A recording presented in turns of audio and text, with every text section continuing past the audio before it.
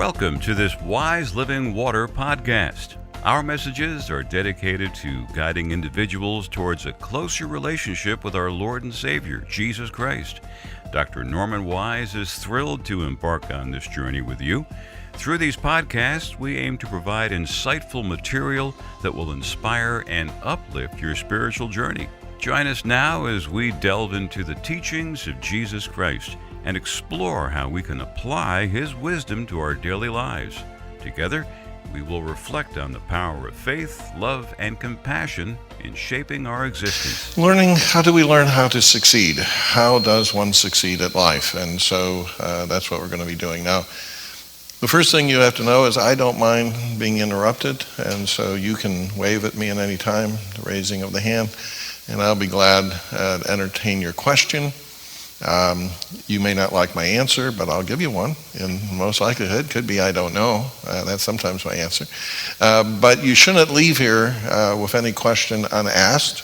If you leave here and said, he never answered this question, that's because I failed mind reading. Okay, so I can't know for sure the question you have. But if you ask me, I'll be honored to try to share with you whatever I can about it. So that kind of interaction I find very helpful and usually leads to a better seminar. So I hope you'll not hold back, but ask away. We're going to begin with a word of prayer.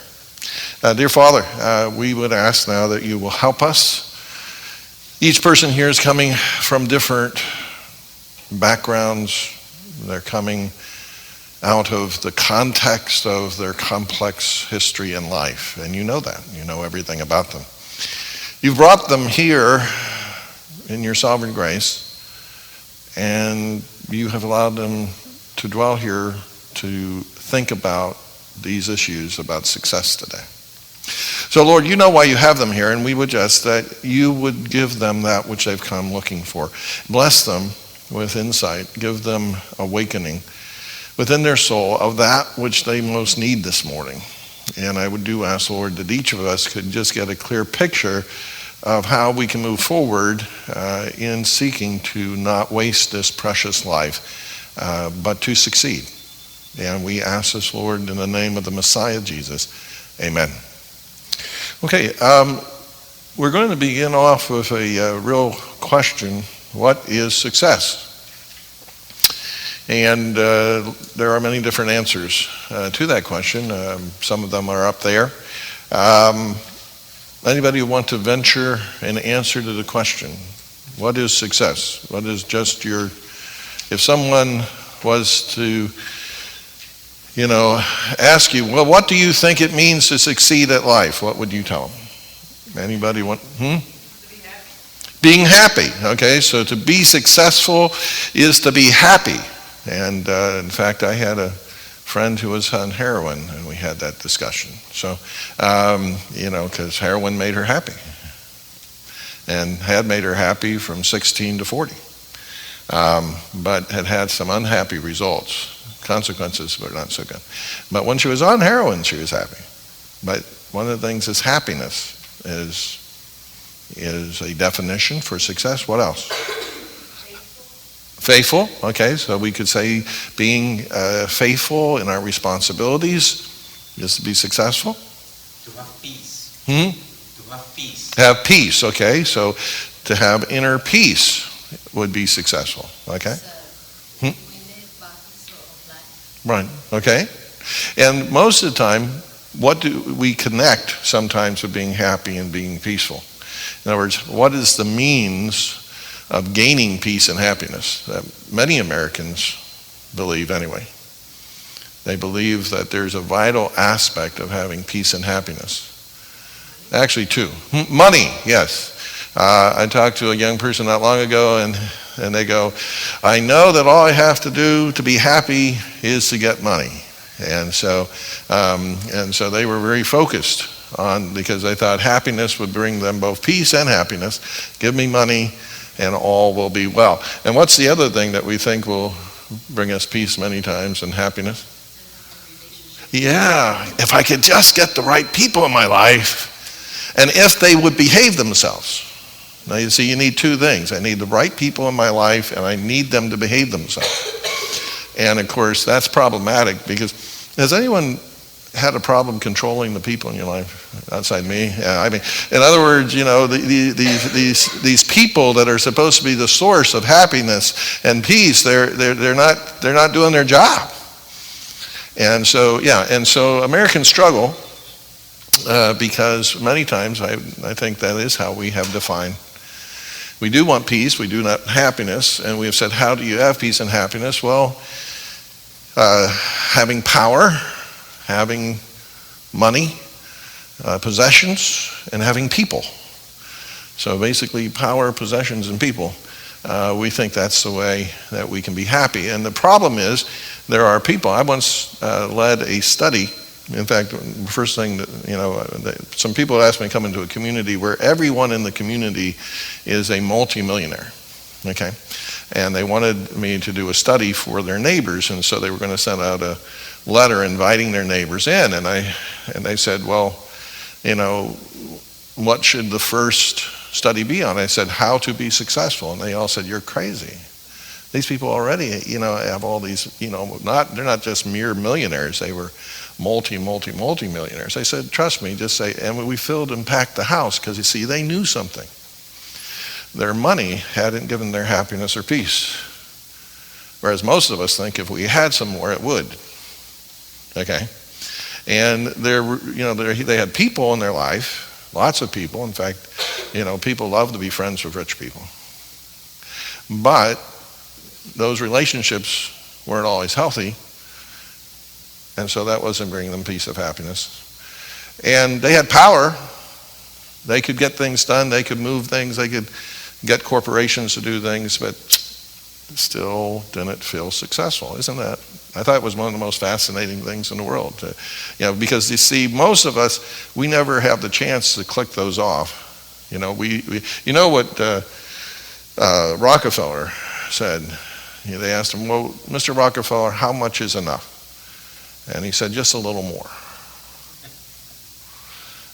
Because just a little more. Maybe if I had another million, maybe then I would have happiness and success. So, by the way, each of you had got, now you see, you have our Sunday morning definition of success, which we know we're supposed to have. And we usually, that's our Sunday morning answer because we don't want to get head over the head of the Bible. And then there's our real Monday morning gut answer. And that's something, you see, what really runs your life is your gut answer, your real answer to this question. And every one of you, in reality, you may not have thought about it, but every one of you has a deeply held definition of success. And it drives you. Because human beings want to succeed. We hate failure, right? Nobody's saying, I'm going to try to be a failure. No. We have this drive within us, just naturally, vast majority of us, to succeed. And only if we think success is impossible, that's one of the symptoms of depression. Depression is when I don't think there's any way I can win the game of life.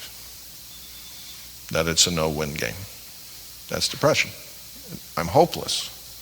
I don't have any picture of the future in my mind where I could potentially ever succeed at life. Well, that's depression. See, sadness is not depression.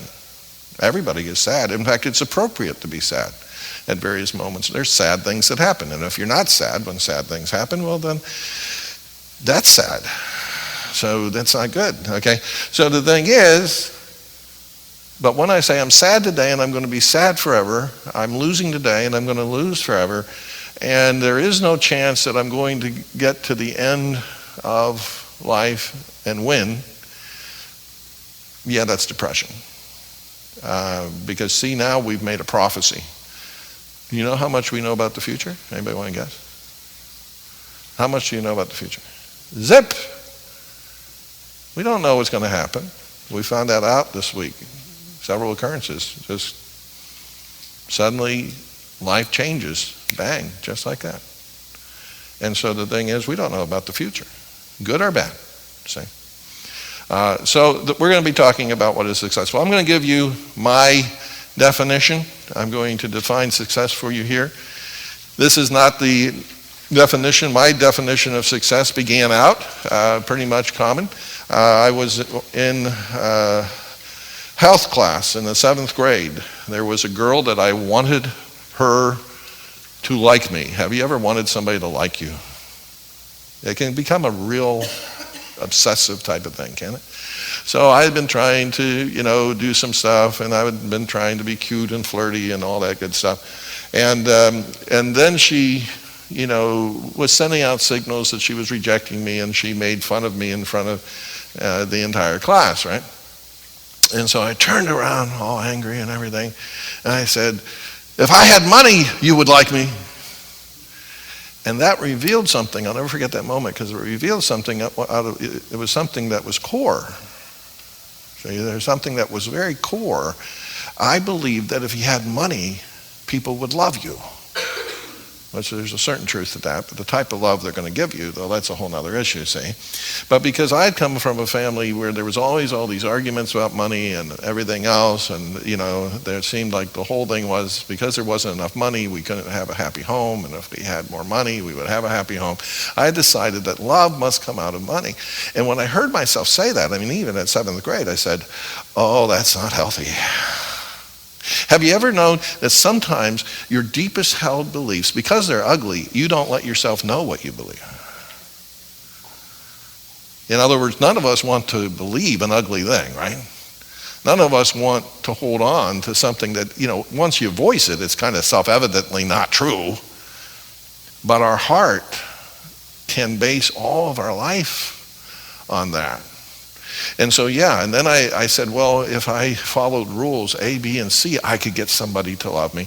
And so I had this whole mechanism that, again, then I was trying to get,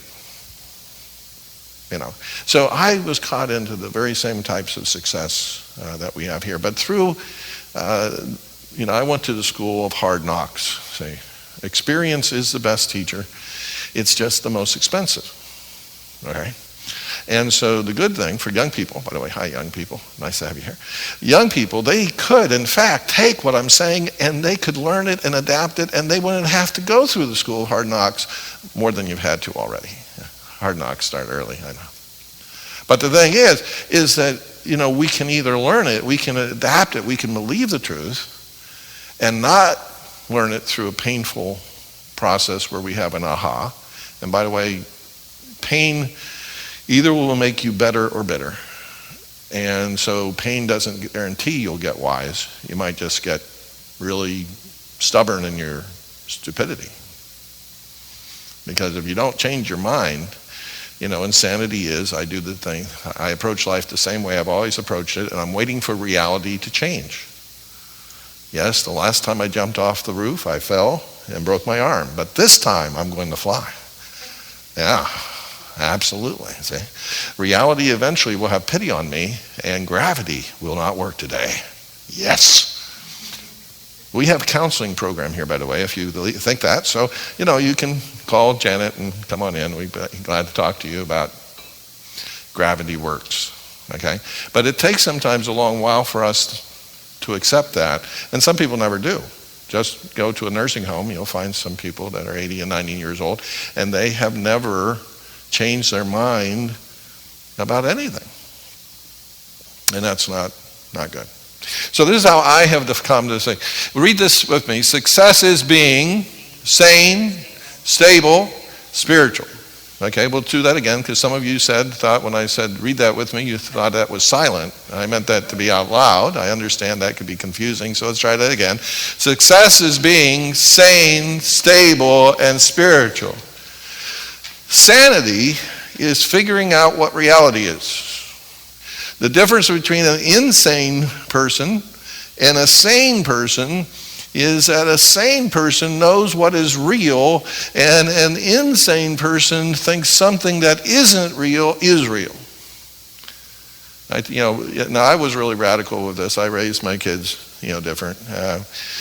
We sang that old thing, row, row, row your boat gently down the stream. Merrily, merrily, merrily, merrily, life is but reality. Isn't that how you learned it? Yeah. You see, because I wanted them to know What matters is reality. It's not a dream. There's a difference between a dream and reality. A dream is not real. This is real. And so, figuring out what reality is. And it's not as easy as we think it may be because there's many illusions. I want to be disillusioned. Why? Disillusions mean getting rid of illusions. Now, when you're in the desert and you see a mirage, you're seeing an illusion. Why is it not good to see a mirage while you're trying to survive in the desert? What's the problem? Makes you happy. Mirages make you happy, by the way. They give you peace. Mirages give you peace. They give you happiness. This looks like a good formula. Success is getting a mirage. Anyway, what's the problem practically if you're in the desert? Why isn't it a good idea to be hoping you see a mirage? What's the problem? It's not real, and what will you not do? You're going to, if you do try to drink, you may try to drink some sand, which is very bad, and you're not going to start taking steps like, how do I get out of the desert? How do I survive? What steps do I have to take if I'm in the desert? What do I have to do to survive the desert? You're not going to be facing the real issues that you need to face to be alive. So sanity is, I'm going to accept what things are, even when reality isn't nice. I'm going to accept it. See, that's sanity. Sanity is not running away. Now, the other thing, it would be hard. See, I believe we're all a little crazy, okay? Including myself. In other words, we basically have illusions about ourselves. We have illusions about God. We have illusions about other people. We have illusions about life. We have illusions, we have all kinds of illusions.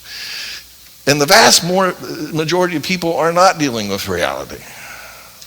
So you see what I'm saying? You can say that's easy. Well, it's only easy at a very low level. It's not easy when you get down into life. So the first thing of success is really devote ourselves to figuring out what reality is. That's sanity, to be as sane as I can be. By the way, I look at success not in black and white, either you're successful or failure. I look at it as a progression between 0 and 100, and no one has 100. And we're partly successful every day, and we're moving to be, the real question at the end of our life is to what degree or what percent was that I live a sane, stable, and spiritual life. Not that I did it perfectly, because I don't believe in perfection, because that's part of reality. See, I'd have to lie to myself to think I ever got it totally right. I'd have to lie about other people if I thought they ever got it totally right. The only 100% sane being in the universe, can anyone guess? Who's the one person who is 100% sane, 100% in touch with every aspect of reality? Anybody guess? God. She gets the gold star. That's good.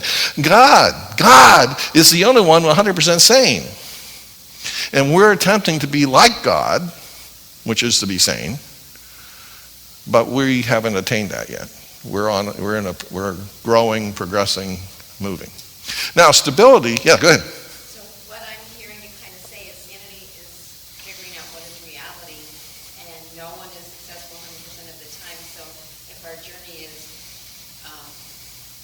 progress rather than perfection. Right. Direction instead of perfection, yeah. Will only happen when we see, and we'll only be perfect even as human beings when we see God. We won't be perfect like God, but we will, when we see him, we will be like him because we will see him as he is. So that vision of God is what actually brings us to 100% state of reality for a human being, yeah. So many human beings, they want to be perfect. Oh yeah, and I've met many who think they are perfect. Haven't you met people who think they were perfect? Yeah. Except, they'll deny that if asked, but they really do think they're perfect. So yeah, and in fact, people are very offended today in the United States if you don't think they're perfect, because that might suggest they have to change, and they don't think they have to change. They think the other people in their life have to change, and they think the government has to change, and they think the world has to change, but they're just fine. The only problem with the world, is they don't rule it. If they could get everybody else to do what they wanted and everything to run the way they want to run it, that would be perfection. And in fact, if they could just clone themselves and have everyone be them, heaven on earth. But yeah, that's one of those illusions we have to give up on. Okay, Well, that would be one of the problems of everyone being the same, yeah. Boredom is a problem. Now, stability is holding on to reality daily. Stability is not losing. Never doubt in the darkness what you have seen in the light. Because you see, the thing is, we will have moments of insight and we will suddenly get a great vision and clarity of that. And then we will go down into the valley and a lot of difficulties will overshadow us and we won't feel any longer like we're on that mountaintop. And so we have a tendency to lose. Have you ever known something and then something happened and you went and you didn't apply it, you didn't remember it, and then on the other side of it you came to the same revelation about life again and you said, oh, yeah, that's right, I came to this conclusion before. You ever had that happen to you? Well, you see, the thing is, what happened, you weren't stable. You didn't hold on to what you learned. Now, so we have a tendency, that's why in the Bible you'll hear God always saying, remember, remember, remember, remember, remember. And what he's talking about remembering is truth, reality, what you were shown. So you have to understand, it's easy to forget the truth. It's easy to forget what reality is. It's easy to be led back into illusion because, you see, illusions sell us normally on the fact, I have a greater power to make you happy than reality. Any of you ever seen The Matrix? I know that's almost an ancient film now. You have to go into classic. But one of the whole things of the film is that the illusion is a basically nice world. There's food, there's jobs, there's stuff. It's not a perfect world, but it's a relatively nice world. And when you leave it and go to reality, it's not such a nice world. The Wizard of Oz. Oz is a nice place. In the old movie, it was all color. Reality, black and white.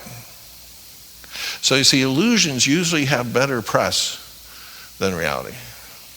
And that, what's one of the biggest industries in the United States that shows how much we love illusion? Yeah, in other words, the whole drive of our entertainment is take me as far away from reality as possible. Thank you very much. Because we want to live in a world that, isn't real. One time I took my nieces, my sister and I, we went to Disney World. And so the thing is, my nieces were very small. Now they're all grown, have babies. What happens? How does that happen? But anyway, they were all very small, and so I was being the uncle, and I was taking them to Disney World, and we were going all this, and we would go in this place, and there would be witches and stuff there, and I would say, that is not real. So before we go in here, understand, the witch is not real, the ghosts aren't real, the pirates aren't real, this is not real. And we went on this thing that imitated an airplane, and the wind was blowing, and this is not real. So all day long, Uncle Norm is saying, this is not real, this is not real, this is not real. Suddenly we go over to Fort Wilderness, and my, one niece goes running up, and she comes up to a rock, and she pounds on it and says, is this real? And unfortunately, it was a plastic rock that was holding an amplifier under it, and so I had to tell her no. No, that's not a real rock. And that drove her crazy. But you see, I'm addicted to this reality thing, so it's really important. But so, we have to keep ourselves in reality. Yes? What about if we're sort of bent toward depression and anxiety and certain aspects of reality are hard to take, like watching the news? Mm-hmm. It's always negative. It might be true, it might be real. Right. Well, we're going to cover that, but the short issue is that any time, another illusion is the illusion of depression. Because you see, reality is there is a God and there is hope, and no, there is a purpose to life. So you see, it's only when we remove dark elements of reality from the bigger picture, at that point, see, we're not in reality. When I say there is no hope, that's an illusion. Just as much, by the way, if not. So, see, depression's an illusion. Now, it can be a powerful illusion, but it's an illusion too. See? By the way, illusions can go either side. They can be either better or worse than reality. But, I mean, focusing on the news doesn't make you No, unless you place it within a bigger context. In other words, focusing on only one part of reality, well, no, that isn't reality. When I cut any part of reality off, when I take my pain and say all of the universe is my pain, that's not true. That isn't the whole. Now that's, of course, again, what depression does. Depression says, my pain is everything. Spiritual now leads us into this answer as well, which is, I will now see reality and the ultimate reality, which is God, and I will adapt myself to reality. So spirituality is adapting myself to reality, the ultimate reality being God. So when I came, I'm also a pastor of the church here, and by the way, we have services tomorrow, so if you want to come back tomorrow, you can.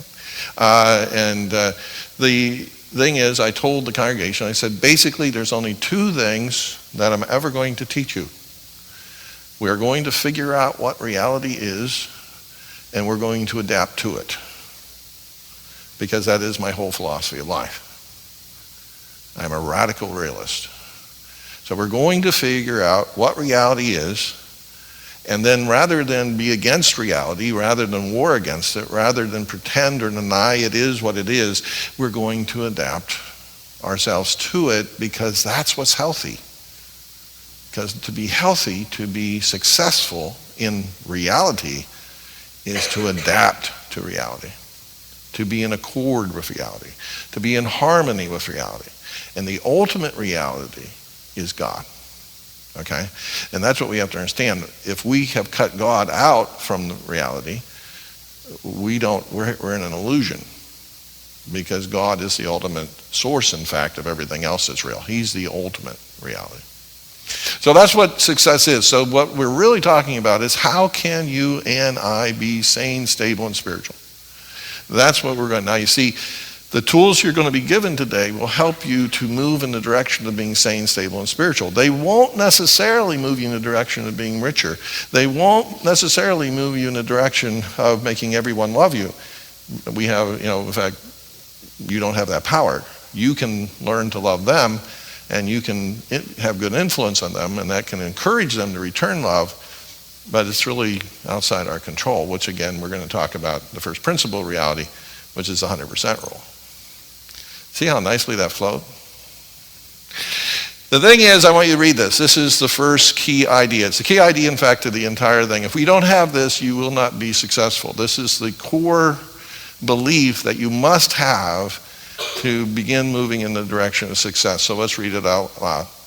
I am 100%, out loud means so I can hear you. Okay. I am 100% responsible for my attitude, my words, and my actions. Now that sounds simple, but that's not simple. Have you ever said, boy, they have made me so mad? Anybody ever say that? Ever say that? Nobody has the power to make you mad. They don't have the power to walk into your head and hit a mad button and you go, oh no, I'm getting mad against my will. No, they don't have. That's not true. What has happened is that your computer at the speed of light has evaluated the situation, and you have come to say the best thing that will work in this situation is anger. And you have gone and told yourself a story that will create anger, and bang, you're angry because you think it will make you win. Because you see, you can have two people experience the same circumstance, and they don't both become angry. Anger, by the way, is a secondary emotion. I believe the only two primary emotions are pain and pleasure, and you can get CDs from last Saturday's conference on emotions and figure out why I believe that. But you see, we say, if only I had born in another family, then I could be successful, which is outside your control. If only my parents had done a better job, I could be successful. If only the government would do its job, I could be successful. If only my friends would do a better job, I could be successful. If only my spouse would do a better job, I could be successful.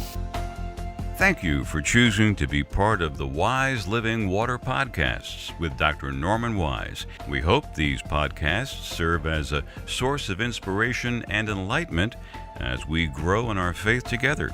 Our content is designed to offer wisdom, encouragement, and guidance for those seeking a deeper connection with their faith. Whether you're just beginning your spiritual exploration or have been on this path for years, there's something here for everyone. If you have any comments or suggestions about today's message, please send an email to wiselivingwaterchannel@gmail.com.